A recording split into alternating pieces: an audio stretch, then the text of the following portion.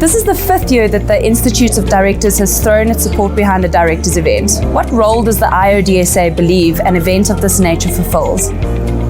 I think there are so many issues facing our country, and I think business has a big responsibility to try and solve some of those issues. Business almost wouldn't be sustainable if it doesn't solve those issues.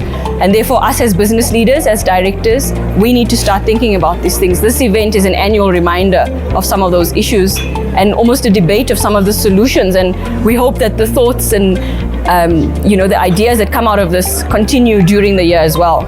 In terms of the level of corruption that's been exposed recently in both public and private sector organizations, how does the IoDSA believe corporate governance should evolve to put more checks and balances in place? So really, my view is that the issue is not corporate governance and the checks and balances that are there already. The issue is rather the implementation thereof. So governance calls for various things. It calls for independence. But how independent is a board if they become too cozy with management and are not applying a level of professional skepticism that's necessary? Corporate governance is not about ticking the boxes. It's not about having all the things in place, but it's about having those things in place with an end in mind, with an outcome in mind.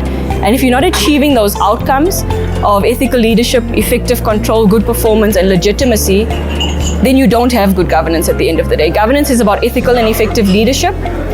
No law or set of rules or code of governance can stop someone from doing something wrong if they wish to do something wrong. So it's really about applying the law, the rules, the codes effectively and how it was intended. Kumbuzo Nchamveni is the new Minister of Small Business Development. What advice would you share with her in terms of developing entrepreneurship in South Africa? I think the first thing is entrepreneurs are not exposed to corporate governance.